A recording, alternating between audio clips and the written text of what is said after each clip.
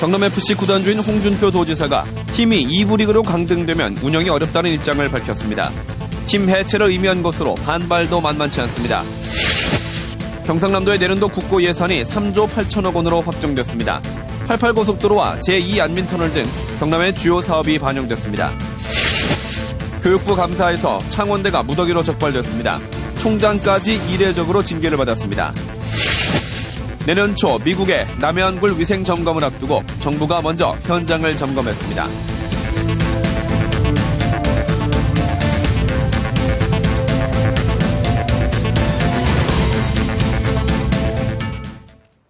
안녕하십니까. 이어서 경남 소식입니다.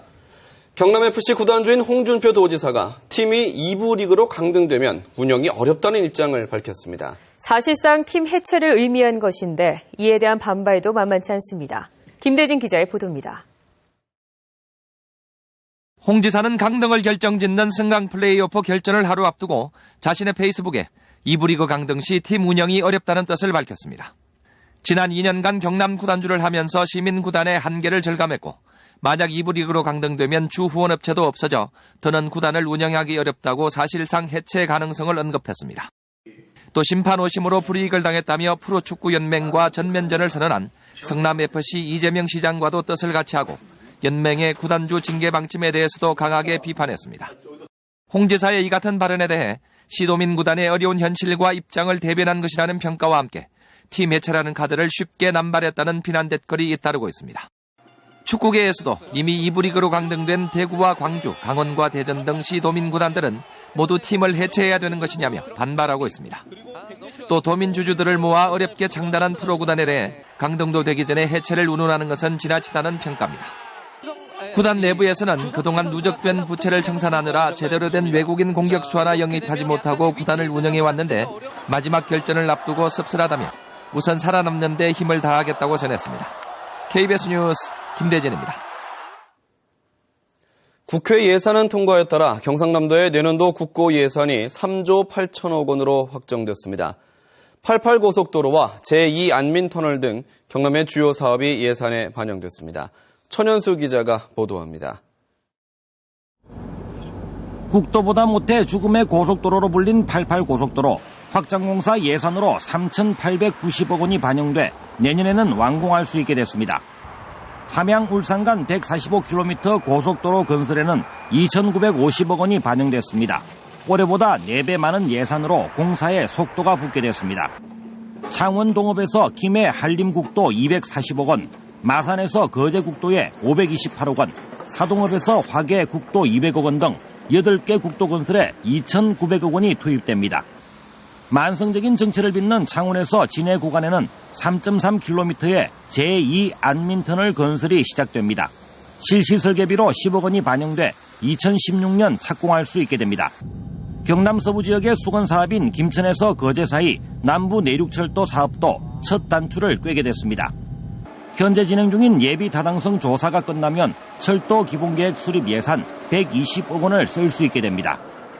진주 광양 간 철도와 마산 구간 철도 복선화 사업에도 2,160억 원이 반영됐습니다. 중부 내륙 고속도로 대합 IC 예산도 이례적으로 설계비 22억 원이 책정됐습니다. 창릉의 산업단지를 활성화해 경남의 중소기업이 대구로 이탈하는 현상을 막기 위한 것입니다.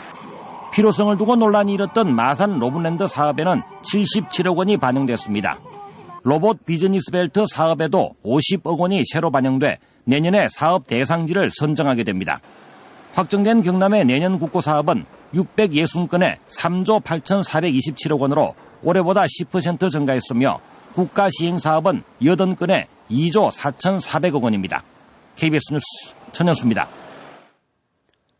교수가 무자격자인 아내를 시간 강사로 채용하고 다른 교수는 제자 논문을 표절해 연구비를 타내는 등 국립대인 창원대가 교육부 감사에서 무더기로 적발됐습니다. 이례적으로 총장까지 징계를 받았습니다. 이대원 기자의 보도입니다. 창원대학교 자연과학대학 소속 교수 2명은 지난 2012년과 13년 박사학위 지도학생 5명의 논문을 표절해 자신의 연구보고서로 제출했습니다. 이렇게 해서 두 교수는 각각 400만 원씩 연구비를 받았습니다. 그 부분도 제가 말씀드릴 수 없고요. 제가 뭐 어떻게 할지 저뿐만 아니라 다른 분들도 계시는데 조만간에 결정해서 아마 어떻게 할 것 같고요. 경영대학의 다른 교수는 올해 초 자격 미달의 아내를 해당 학과의 시간 강사로 채용했고, 다른 단과대학의 또 다른 교수는 아내를 연구원으로 등록해 600만 원을 타냈습니다. 개인의 프로젝트에서 그 연구원으로 보조연구원들 거기에 이름을 올려가지고 수당을 떼먹었다 이렇게. 총장도 감사에 적발됐습니다. 이창규 총장은 2년 전 뇌물수수 혐의로 구속된 교수 2명에 대해 대법원 판결 때까지 징계 처분을 미뤘다가 적발됐고, 총장 선거에 출마한 다른 교수가 금품 제공으로 벌금형을 선고받았지만 징계위원회도 열지 않고 단순 경고에 그치기도 했습니다. 규정에도 없는 보직 수행 경비나 각종 인센티브를 지급했다가 교직원들이 무더기로 적발되면서 9억 3천만 원의 환수 명령도 받았습니다. 교육부는 이 총장 등 7명에게는 징계를 결정했고, 나머지 273명에 대해서는 경고와 주의 조처를 내렸습니다. 이처럼 교육부의 감사에서 국립대가 무더기로 적발당한 건 유례가 드문 일입니다. 창원대는 이의 신청을 했지만 교육부는 대부분 받아들이지 않았습니다. KBS 뉴스 이대환입니다. 한때 남해안에서 생산된 굴에서 복통과 설사를 일으키는 노로바이러스가 발견돼 굴의 미국 수출이 중단되면서 큰 타격을 입었는데요. 내년 초 미국의 위생 점검을 앞두고 정부가 먼저 현장을 찾아 생산 가공 현장을 점검했습니다. 박상현 기자입니다. 미국 식품의약부 FDA가 지정한 수출용 굴 생산해요. 건져 올린 굴을 껍데기를 까서 바로 먹을 수 있을 정도로 청정 해역입니다. 지정해역에서 있는 이 굴을 전부 FDA 등록된 공장의 핫삽에 의해서 가공되어서 미국에 수출이 돼 나갑니다. 남해안에는 미국 식품의약국이 지정한 7개 해역 3만 5천 헥타르에서 매년 수출용 굴 17,000톤을 생산하고 있습니다. 2012년 노로바이러스 검출로 수출 중단 타격을 입었던 굴 양식업계와 자치단체는 내년 초 있을 FDA 위생 점검에 만반의 준비를 하고 있습니다. 오염물질이 바다에 들어오는 것을 막기 위해 세계 최초로 바다 공중 화장실을 설치하고, 굴 수협은 자체 검사실을 가동해 굴 수확과 위판, 도매 3단계에 걸쳐 위생 상태를 점검하고 있습니다. 생산 해역은 해양수산부가, 유통은 식품의약품안전처가 관리합니다. 유통 단계부터는 식품의약품안전처가 소비자들은 모르지만 계속해서 모니터링을 하고 있어요. 지난 한 달 동안 쭉 모니터링 해봤더니 전혀 문제가 없다는 걸 확인을 했습니다. FDA 검사에서 다시 청정해역 인정을 받으면 남해안 굴은 중국과 일본 수출은 물론 국내 소비 증가에도 도움이 될 것으로 기대하고 있습니다. KBS 뉴스 박상현입니다. 지난 10월 폐업한 삼성전자 서비스 진주센터에 AS 기사 40여 명이 59일째 거리에서 집회를 벌이고 있습니다. 제품 수리를 위해 삼성에서 하도급을 받은 협력업체 직원들인데 노조를 와해시키기 위한 위장 폐업이라며 복직을 요구하고 있습니다. 박혜진 기자가 보도합니다. 어두운 밤거리에 촛불 수십여 개가 행인들의 눈길을 끕니다. 지난 10월 초까지 삼성전자 서비스 센터에서 일한 AS 기사들이 일자리로 돌아가기를 희망하며 밝힌 촛불입니다. 이들은 삼성전자와 하도급 계약을 한 협력업체 종사자로 적자를 이유로 폐업하면서 하루아침에 일자리를 잃게 됐습니다. 일자리에서 쫓겨난 지 2달. 삼성전자 서비스지회 노조원 40여 명은 삼성 본사가 노조 가입률이 높은 센터를 폐업한 것이라고 주장합니다. 진주 같은 경우는 서부 경남에 노조원이 많이 가입된 곳입니다. 그래서 아마 폐업이 되지 않았나 싶습니다. 와해시키기 위해서. 이에 대해 삼성전자 서비스 측은 협력업체 사장이 노조의 파업 등으로 인한 적자 때문에 폐업을 결정한 것으로 안다고 답변했습니다. 또 고용 승계가 가능한 다른 협력업체가 지원을 했지만 요건을 충족하지 않았다고 말합니다. 몇 년 이상 업체를 운영을 했었고, 이제 협력업체에서 예를 들어서 공고를 할 경우에는 팀장 이상 경력 몇 년 이런 기준이 있었거든요. 그런 기준에 이제 이분은 해당이 안 됐었던 거예요. 진주 삼성 AS 기사들의 투쟁이 50일 넘게 이어지고 있는 가운데 인근 지역인 마산센터도 내년부터 폐업을 결정해 노사 갈등이 더욱 커질 것으로 보입니다. KBS 뉴스 박혜진입니다.